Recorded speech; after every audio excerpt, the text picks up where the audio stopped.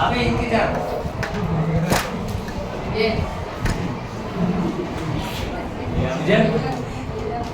क्या यार ईद है क्या? नहीं, ये कैसे निकल आए अमावस के दिन? भाई साहब रोज स्कूल आए, लड़कों की संख्या 7 बच्चे ऐसे हैं जो रेगुलर क्लास में देखते हैं हमेशा, और 4 से 5 लोग हैं जो अल्टरनेट डे पे आते हैं। तो नुकसान तुम्हारा है, फायदा भी तुम्हारा है आने पर, है ना? हमें जो मिलना है वो मिलता रहेगा। आज हम पढ़ेंगे जो हमने कल पढ़ा था, आपका क्लोरोफॉर्म बनाने की मेथड पढ़ी होगी आप लोगों ने। डायग्राम बनाया था, इक्वेशन लिखवाई थी मैंने। आज हम बात करेंगे उसके गुणों की। लिखो, क्लोरोफॉर्म के भौतिक एवं रासायनिक गुण लिखिए। क्लोरोफॉर्म के भौतिक एवं रासायनिक गुण लिखिए। क्लोरोफॉर्म के भौतिक एवं रासायनिक गुण लिखिए। पहले चर्चा होगी भौतिक गुणों की।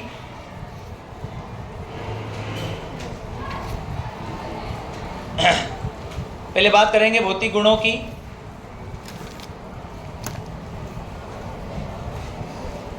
लिखो, भौतिक गुण में नंबर 1 क्लोरोफॉर्म एक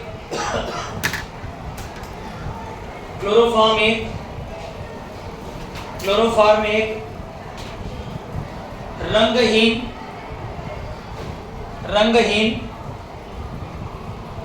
मीठी गंध वाला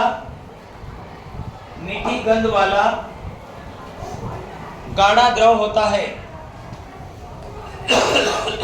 रंगहीन मीठी गंध वाला गाढ़ा द्रव होता है।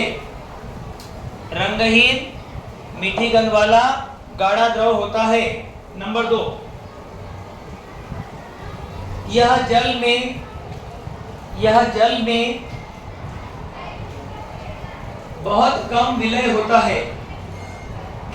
जल में बहुत कम विलय होता है। जल में बहुत कम विलय होता है।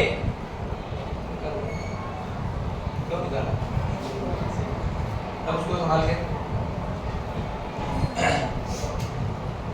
यह जल में बहुत कम विलय होता है। नंबर 3, अधिक देर तक सूंघने पर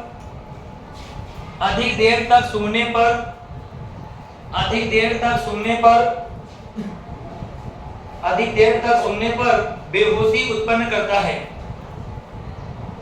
अधिक देर तक सूंघने पर बेहोशी उत्पन्न करता है।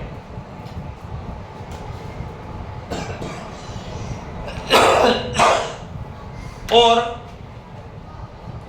ज्वलन पर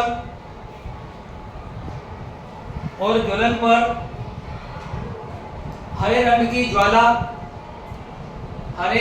ज्वाला उत्पन्न करता है। हरे रंग की ज्वाला उत्पन्न करता है।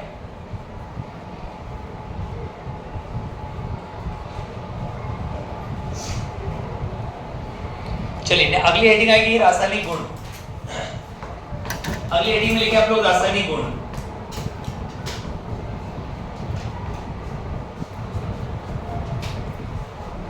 रासायनिक गुण में पुस्तक में लिखिए जो सवाल परीक्षा में बनता है। रासायनिक गुणों में से सवाल बनता है। कैसा सवाल बनेगा, पुस्तक में लिख लो आप। निम्न को क्लोरोफॉर्म से कैसे प्राप्त करोगे? निम्न को क्लोरोफॉर्म से कैसे प्राप्त करोगे? निम्न को क्लोरोफॉर्म से कैसे प्राप्त करोगे?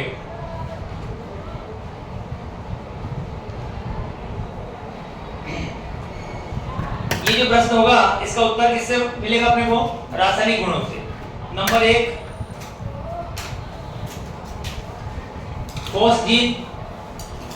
Phosgene. Number 2 methane. Number 3 acetylene.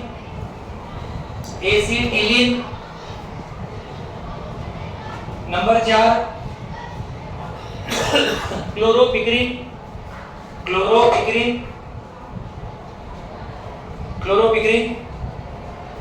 Number 5 phenyl isocyanide.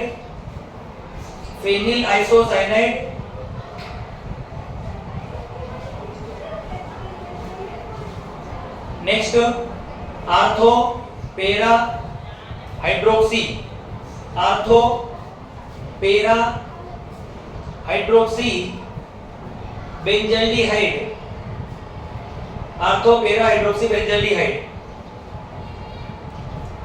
Ortho para hydroxy benzaldehyde. Next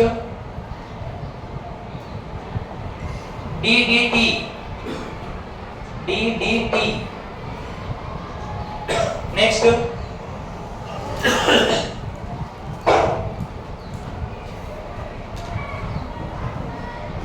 chloretone, chloretone. ठीक, अब हम पहले रासायनिक गुण की बात करते हैं जिसका नाम है बेटा ऑक्सीकरण। हम सबसे पहले रासायनिक गुण की बात करेंगे जिसकी हेडिंग क्या आएगी? ऑक्सीकरण। क्या आएगा? ऑक्सीकरण। ऑक्सीकरण का मतलब क्या होना चाहिए? ऑक्सीकरण का मतलब दिमाग में क्लियर रखिए सब लोग। क्लियर का मतलब एकदम ही नहीं, कहीं नहीं रखना है। क्लियर का मतलब जैसे नाम आया ऑक्सीकरण तो हमें समझ में आना चाहिए होगा क्या। दो काम संभव है, जब जब ऑक्सीकरण होगा तब तब दो काम संभव है। एक काम ये होगा हाइड्रोजन कहाँ चला जाए? बाहर। दूसरा काम ये हो ऑक्सीजन कहाँ जाए? अंदर। जब H बाहर जाए और O कहाँ है? अंदर, तो क्रिया कहलाएगी ऑक्सीकरण। क्या कहलाएगी? ऑक्सीकरण। ऑक्सीकरण के लिए एक और कहानी है, सुनिए उसको। जो क्लोरोफॉर्म है, इस क्लोरोफॉर्म को हम निश्चेतक के रूप में उपयोग करते हैं भैया। किसके रूप में उपयोग करते हैं? निश्चेतक। अब निश्चेतक क्या होता है? निश्चेतक का मतलब क्या होता है? निश्चेतक का मतलब यह है कि इस क्लोरोफॉर्म का उपयोग बेहोश करने वाली जो दवाई है, बेहोशी की दवाई, उस दवाई में यह केमिकल पाया जाता है। कौन सा? क्लोरोफॉर्म। लेकिन जब हम बड़े ऑपरेशन बॉडी के कोई से भी हो, कोई भी बड़ा ऑपरेशन हो जिससे बॉडी को काटा पीटा जाएगा, दर्द होता है, तो बॉडी में दर्द महसूस ना हो इसके लिए ऑपरेशन के पहले एक इंजेक्शन लगाया जाता है। वो इंजेक्शन क्या बेटा आपका? एनेस्थेसिया का इंजेक्शन होता है। क्या होता है आपका? एनेस्थेसिया। और वो इंजेक्शन लगाने वाला कोई डॉक्टर स्पेशल होता है, एनेस्थेटिक डॉक्टर होता है। वो हर एक आदमी को इंजेक्शन नहीं लगा सकता। हमारे यहाँ पे सनाम में है, उनके पास डिग्री होता है, नहीं हो मुझे नहीं पता है कि है कि नहीं, लेकिन वो डिग्री नहीं है जिस लेवल की होना चाहिए। लेकिन वो आदमी अकेला बचा हुआ सनाम क्षेत्र में कहीं भी ऑपरेशन होगा, उनको ही बुलाया जाता है इंजेक्शन लगाने के लिए, जो रीढ़ की हड्डी में लगता है। तो निश्चेतक दवाई जो होती है, इसकी कहानी ये कह रही है कि उस दवाई को स्टोर करने के लिए, सुरक्षित रखने के लिए जिस बॉटल का उपयोग करते हैं, उस बॉटल का रंग गहरा ग्रे या भूरा होना चाहिए। गहरा कलर होना चाहिए। गहरे कलर का मतलब है कि हम कांच के आर पार ना देख पाए, ऐसी रंगीन बॉटल उसमें होना चाहिए। कांच इस रंग का होना चाहिए कि आप कांच के आर पार ना देख पाओ। ठीक है। दूसरा, वह सील्ड होना चाहिए। सील्ड होने का मतलब सील पैक, सील्ड पैक होना चाहिए, उसमें हवा के अंदर नहीं जाना चाहिए। तो निश्चेतक के रूप में उपयोग होने वाले क्लोरोफॉर्म को भूरे रंग की बोतल में क्यों रखा जाता है, या क्लोरोफॉर्म में को सील्ड क्यों किया जाता है, इस प्रश्न का उत्तर आपको पता होना चाहिए कि अगर हम क्लोरोफॉर्म को एक ऐसे बर्तन में रख देंगे जो सील्ड नहीं है या जिसका रंग गहरा नहीं है, तो जो सूर्य का प्रकाश है वो उसके अंदर चला जाएगा। जैसे बॉटल रखी हुई आपकी, पानी आपको दिख रहा है, दिख रहा पानी, यहां से अंदर आ रहा है सूर्य का प्रकाश, ये लाइट उसी चीज का है। अब वो लाइट क्या होगा, इस पानी के संपर्क में आ जाएगा, और जैसे ही वो सनलाइट इसके संपर्क में आएगा, इसके मतलब इसके क्लोरोफॉर्म के, तो वह सनलाइट क्लोरोफॉर्म में कर देगा ऑक्सीकरण। क्या कर देगा? ऑक्सीकरण, जिससे यह क्लोरोफॉर्म न रहते हुए और बन जाएगा जहरीली गैस फॉस्जीन। क्या बन जाएगा? जहरीली गैस फॉस्जीन। इसे फॉस्जीन न बने, इससे फॉस्जीन न बने, इसे बचाने के लिए इसे रखा जाता है गहरे भूरे रंग की बोतल में सील्ड करके। क्या करके? सेव जल करके। एक उपाय तो ये वाला हो गया, फॉस्जिन न बने इसको रोकने के लिए पहला उपाय। दूसरा उपाय ये करते हैं कि इस क्लोरोफॉर्म के अंदर मिला देते हैं 1% एथिल अल्कोहल। क्या मिला दिया उसने? 1% एथिल अल्कोहल। यह एथिल अल्कोहल इसके ऑक्सीकरण को रोक देगा। यह एथिल अल्कोहल भी क्या करेगा? ऑक्सीकरण को रोक देगा, जिससे क्या नहीं बनेगी? फॉस्जिन नहीं बनेगी। क्या नहीं बनेगी? फॉस्जिन। समझे आप सभी? तो ये क्लोरोफॉर्म के बारे में इतनी कहानी आपको हमेशा याद रखनी है। रख पाएंगे? कुछ आया है पीछे? अब हम आते हैं हमारे टॉपिक पर। सभी लिखे ऑक्सीकरण हेडिंग। ठीक है, हेडिंग क्लोरोफॉर्म सूर्य के प्रकाश की उपस्थिति में, क्लोरोफॉर्म सूर्य के प्रकाश की उपस्थिति में, क्लोरोफॉर्म सूर्य के प्रकाश की उपस्थिति में वायुमंडल की ऑक्सीजन के द्वारा, वायुमंडल की ऑक्सीजन के द्वारा, वायुमंडल की ऑक्सीजन के द्वारा, वायुमंडल की ऑक्सीजन के द्वारा ऑक्सीकृत होकर, ऑक्सीकृत होकर, ऑक्सीकृत होकर जहरीली गैस, जहरीली गैस फॉस्जिन बनाता है। जहरीली गैस फॉस्जिन बनाता है।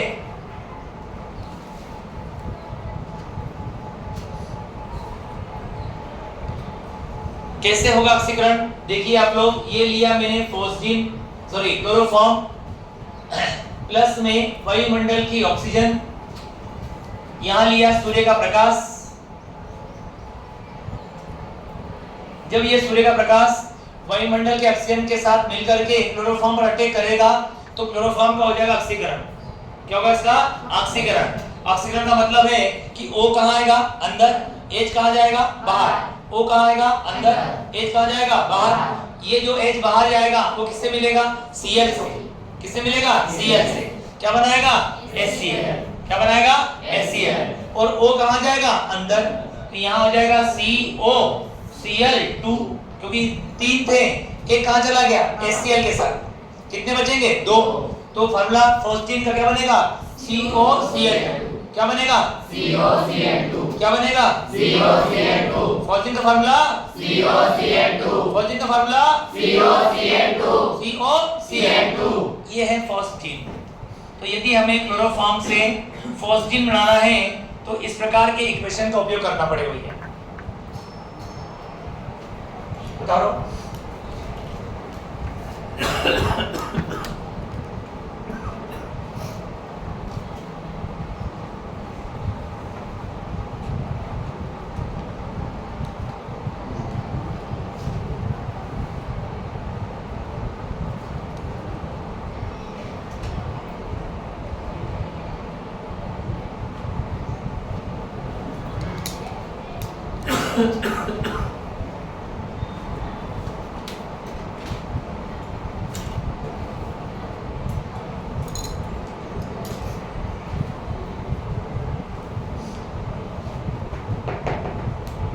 आगे स्टार लगा के लिखो। स्टार लगाइए आप लोग, लिखो उसमें स्टार लगा करके। निश्चेतक के रूप में, निश्चेतक के रूप में उपयोग होने वाले क्लोरोफॉर्म को,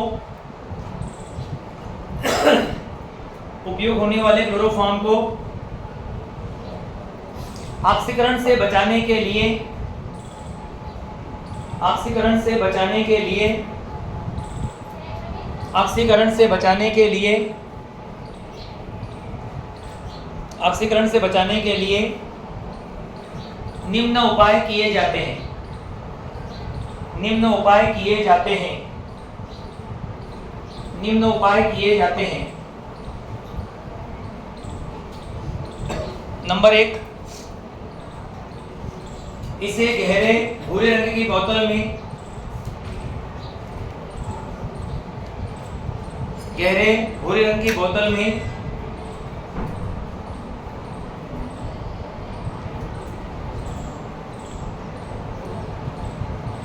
सील पैक करके रखते हैं।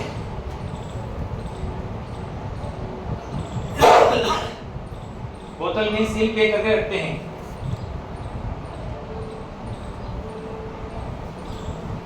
नंबर दो, इसमें 1% एथिल अल्कोहल मिला देते हैं। इसमें 1% एथिल अल्कोहल मिला देते हैं। इसमें 1% एथिल अल्कोहल मिला देते हैं। इसमें 1% एथिल अल्कोहल मिला देते हैं। इसमें 1% एथिल अल्कोहल मिला देते हैं। हो गया। नंबर 2, अपचयन,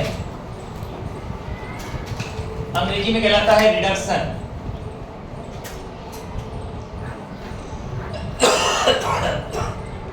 अपचयन या रिडक्शन, अपचयन या रिडक्शन।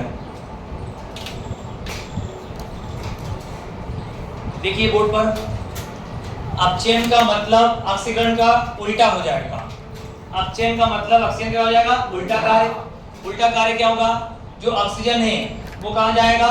बाहर, और जो हाइड्रोजन है वो कहाँ आएगा? अंदर। लेकिन हमारा जो क्लोरोफॉर्म है, उस क्लोरोफॉर्म के पास ऑक्सीजन है ही नहीं। ऑक्सीजन है क्या? नहीं है। तो ऑक्सीजन तो बाहर जाने वाला नहीं है। फिर क्या होगा? H कहाँ पे आएगा? अंदर। अब इस क्लोरोफॉर्म के अंदर कितने H अंदर आ सकते हैं? अधिक से अधिक। तो अधिक से अधिक एक कार्बन है तो कितने बॉन्ड बनाएगा? 4। तो इसका मतलब एक कार्बन है तो कितने H जोड़ेगा? 4। एक तो पहले से है। कितने आ सकते हैं? 3। कितने आ सकते हैं? 3। तो ये क्लोरोफॉर्म एक हाइड्रोजन ग्रहण करता है, 2 हाइड्रोजन ग्रहण कर सकता है, या फिर कितने हाइड्रोजन? 3। अब ये कितने हाइड्रोजन ग्रहण करेगा ये किस पर निर्भर करता है? ये डिपेंड करता है अपचायक के ऊपर। किस पर? अपचायक। अपचायक मतलब यहाँ पर भाग लेने वाला उत्प्रेरक। अपचायक का मतलब भाग लेने वाला उत्प्रेरक। अब उत्प्रेरक 2 हैं बेटा। एक उत्प्रेरक है HCl जो जल में मिला हुआ है, और दूसरा हुआ है जिंक, वो भी जल में मिला हुआ है। HCl जल के साथ और जिंक है जल के साथ। अगर इसके द्वारा अपचयन होगा और इसके द्वारा होगा तो दोनों में फर्क क्या पड़ेगा? तो यहाँ पर अपचयन अधूरा होगा। अपचयन क्या होगा? अधूरा।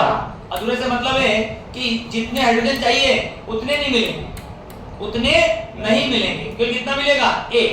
और इसके द्वारा जब अपचयन होगा तो कंप्लीट हो जाएगा। कंप्लीट का मतलब जितने H किसको जरूरत है वो सारे H को मिलेंगे। तो अपचयन हम 2 प्रकार से करवाएंगे।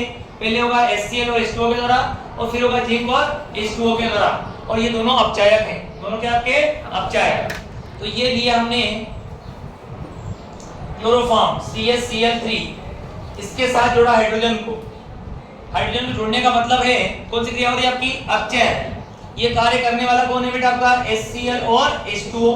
कौन करेगा? HCl और H2O। कौन करेगा? HCl और H2O। इसके द्वारा होने वाला अपचयन अधूरा होगा। केवल हाइड्रोजन कितना अंदर आएगा? 1। यहाँ H कितने हैं? कितने हैं? 2। कितने हैं पायल? 2 है। हाँ, तो 2 में से एक H कहाँ आएगा? अंदर। और एक Cl कहाँ जाएगा? एक कहाँ आएगा? अंदर। एक कहाँ गया? बाहर। जब अंदर आया तो H हो गए 2, और Cl बाहर गया तो Cl कितने हो गए? 2। H बाहर गया, Cl बाहर गया, H और Cl मिल करके क्या बनाएंगे? HCl बना दिया। इसका नाम है डाइक्लोरोमेथेन। क्या नाम इसका? डाइक्लोरोमेथेन। CH2Cl2। CH2Cl2 नाम क्या है? डाइक्लोरोमेथेन। लेकिन अगर हम इसी क्लोरोफॉर्म का अपचयन कार्य करवाते हैं जिंक और H2O के द्वारा, जिंक और H2O के द्वारा, तो ये जालिम है, जान ले लेगा। ये जालिम है, क्या ले लेगा? जान ले लेगा। मतलब तीनों Cl कहाँ ले जाएगा? बाहर। 3 Cl बाहर जाएंगे, 3 H अंदर आएंगे। 3 दूनी कितने हैं हमारे पास? 6 में से 3 कहाँ आएंगे? अंदर। बचेंगे कितने वहाँ पे? 3। तो जो 3 H बनेंगे वो किससे मिलेंगे? Cl से। क्या बनाएंगे? 3HCl। तो यहाँ पर जो उत्पाद बनेगा वो हो जाएगा बेटा आपका CH4 और साथ में क्या बनेगा 3HCl। तो ये देखिए मैंने क्लोरोफॉर्म को बदला काय में, मेथेन में। काय में बदला? मेथेन में। क्लोरोफॉर्म से मेथेन कैसे बनेगा उसको बनाने का तरीका ये रहा। ठीक है, तो रिडक्शन कार्य किया जाता है दो प्रकार से। एक कौन करेगा HCl और H2O, और एक कौन करेगा Zn और H2O। HCl H2O करेगा अधूरा और ये करेगा पूरा। उतारो। नाम लिखना होगा, नाम लिखना पड़ेगा सभी को।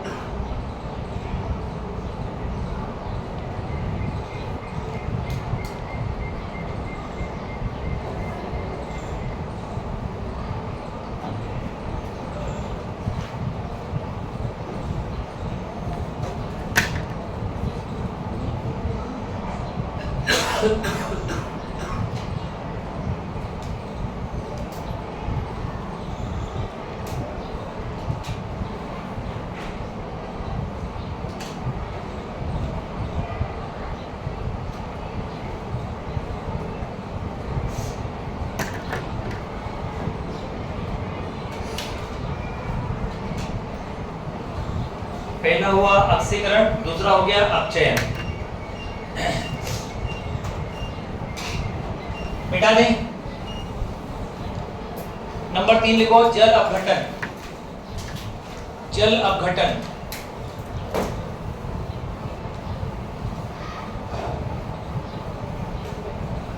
जल अपघटन।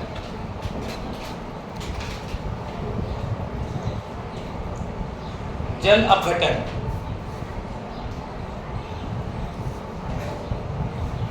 हाइड्रोलिसिस। हाइड्रोलिसिस, जल अपघटन का मतलब होता है हाइड्रोलिसिस। इसमें कहीं कहीं जल आएगा। क्या आएगा? जल। तो जल अपघटन करने का मतलब है कि क्लोरोफॉर्म को यदि जलीय KOH के साथ में गर्म किया जाए। जलीय का मतलब होता है बेटा एक्वस। जलीय का मतलब क्या होता है यहाँ पे? एक्वस। जब क्लोरोफॉर्म को जलीय KOH के साथ में, ये पोटास भी कहलाता है। क्या कहलाता है? पोटास। पोटास नहीं, पोटास है ना। क्या ये? पोटास है। KOH, KOH जो है पोटास कहलाता है, पोटेशियम हाइड्रोक्साइड। तो ये जलीय है, मतलब इसका विलयन बनाएगा में जल में। तो अगर हम क्लोरोफॉर्म को KOH के जल में बने हुए विलयन के साथ में गर्म करते हैं तो गर्म करने पर पोटेशियम फॉर्मेट बनता है। क्या बनता है? Potassium format. क्या बनता है? Potassium format. दो नाम आपको ऑर्गेनिक में बार बार सुनने को मिलेंगे, format acetate, format acetate, format acetate, format acetate. तो जैसे नाम सुनने को आया तो सूत्र आना चाहिए दिमाग में। फॉर्मेट बोलेंगे होंडा कार को। किसको? Honda car. HC, दो पहिए यहाँ पर। कौन सी कार हो गई है? Honda car. होंडा कार का नाम क्या है? फॉर्मेट। क्या नाम है? फॉर्मेट। और चाची की जो कार है, ये चाची की कार, कार में दो पहिए। ये कौन सी कार है?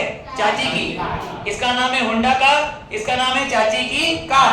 तो ये है फॉर्मेट और ये कौन है? एसीटेट। ये कौन है? फॉर्मेट और ये कौन है? एसीटेट। अब मैंने बताया आपको कि अगर इसकी अभिक्रिया इससे होगी तो पोटेशियम फॉर्मेट बनेगा। क्या बनेगा? Potassium format. तो फॉर्मेट तो है नहीं कौन इसमें? पोटेशियम। तो के जोड़ देंगे, क्या बन गया?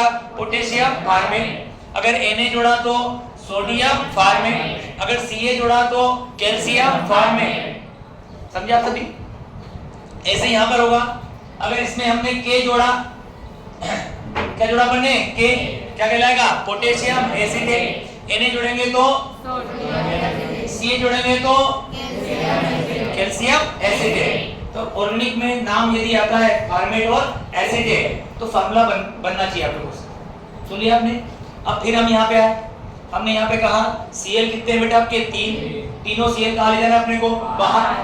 तो जो मेटल है वो कितना चाहिए अपने को 3, कितना लगेगा 3, लेकिन हम यहाँ पे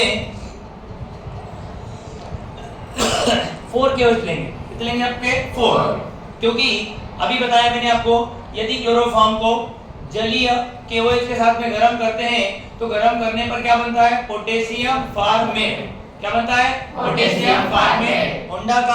होंडाकार का सूत्र हो जाएगा HCOO, साथ में क्या आएगा K, ये बन गया पोटेशियम फॉर्मेट। अब यहाँ पर K 4 थे, एक यहाँ आ गया, कितने बचे 3, वो 3 K किसको ले जाएंगे किसको ले जाएंगे Cl, क्या बनेगा 3KCl, क्या बनेगा 3KCl। अब ये रहा H और ये रहा OH, ये लैला और ये कौन है मजनू, दोनों अलग अलग जगह पर बैठे हुए हैं। जब मिलेंगे ना दोनों, क्या बनेगा जल बन जाएगा। इसके इससे मिलने पर क्या बनेगा जल, मतलब H2O। तो ये हो गई इसकी इक्वेशन, बताइए भैया, पहले लिखो। जब क्लोरोफॉर्म को जलीय KOH के साथ, जब क्लोरोफॉर्म को जलीय KOH के साथ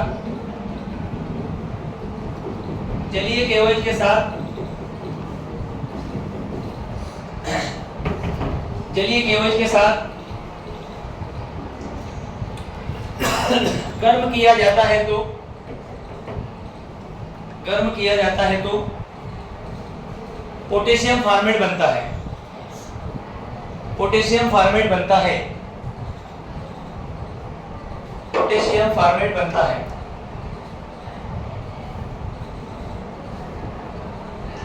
इक्वेशन नोट कर लीजिए आप लोग।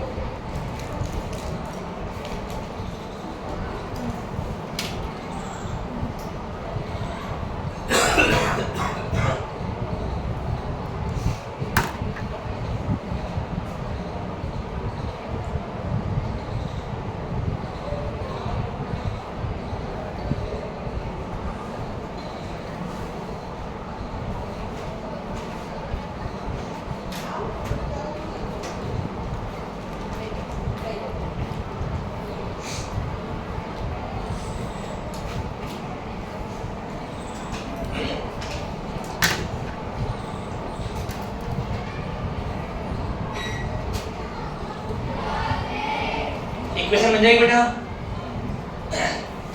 बनेगी इक्वेशन। चलिए नेक्स्ट, नाइट्रीकरण।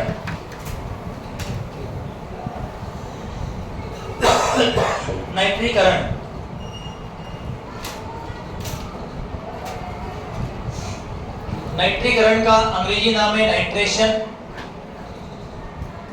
ऑर्गेनिक केमिस्ट्री में हर पार्ट में सुनने में आएगा, नाइट्रीकरण करना है, नाइट्रेशन करना है।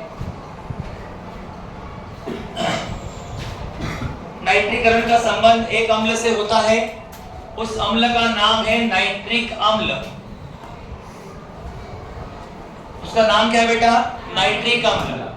मतलब जब जब आपको नाइट्रीकरण करने के लिए कहा जाएगा तब तब आप क्या करेंगे, नाइट्रिक अम्ल के साथ करेंगे रिएक्शन। क्या करेंगे रिएक्शन। जब नाइट्रिक अम्ल से रिएक्शन होती है तो उसमें से जीन बाहर निकलता है। जीन बाहर निकलता है किस रूप में, NO2 के रूप में। किस रूप में, NO2 के रूप में। और जीन के बाहर निकलने पर औरत और हम डर जाते हैं। डरते कौन है, ORH। ठीक है, जीन इसमें से बाहर गया, क्या गया बाहर गया आपका NO2, बचा कौन है इसमें OH। इसमें क्या बचेगा OH। इसके बाहर जाने पर इस पर क्या बचेगा OH। तो ये नाइट्रिक अम्ल का सूत्र याद करें, HNO3 HNO3 HNO3 HNO3 HNO3 HNO3। और नाइट्रीकरण होगा मतलब अभिक्रिया किससे होगी, नाइट्रिक अम्ल से। किससे होगी, नाइट्रिक अम्ल से।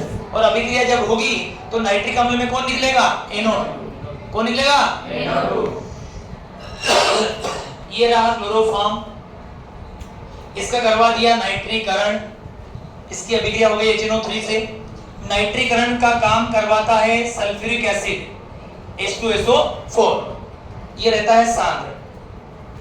कैसा रहेगा आपका सांद्र, ये उत्प्रेरक का काम करेगा यहाँ पे।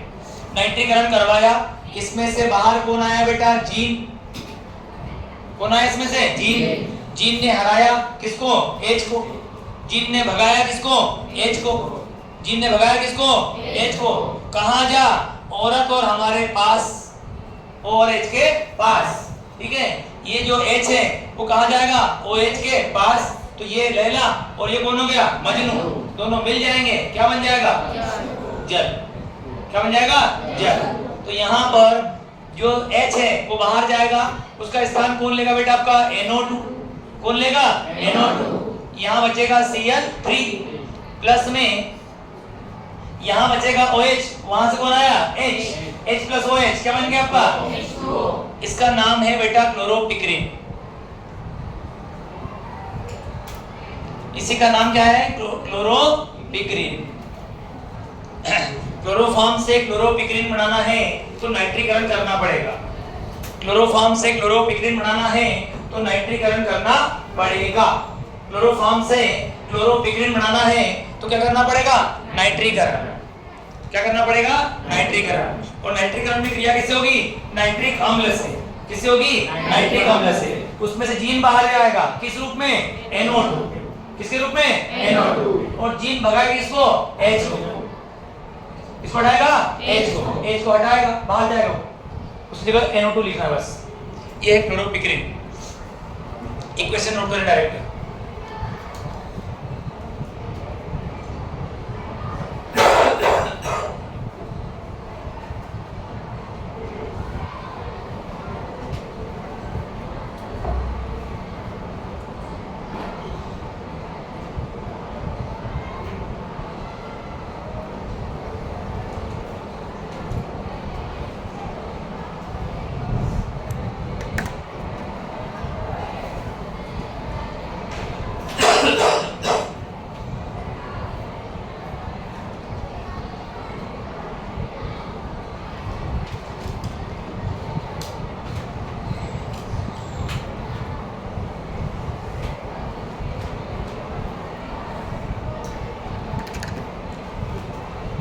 चलिए बेटा, हमारे बीच में गुड़िया बैठी है, आप उसको अदरज मत लेना, है ना?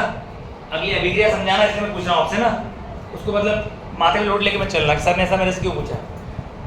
मुझे जब तक पता है आमीन शब्द का प्रयोग कब करते हैं आप लोग?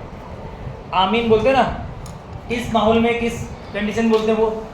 खुशी वाले माहौल में कि दुख में?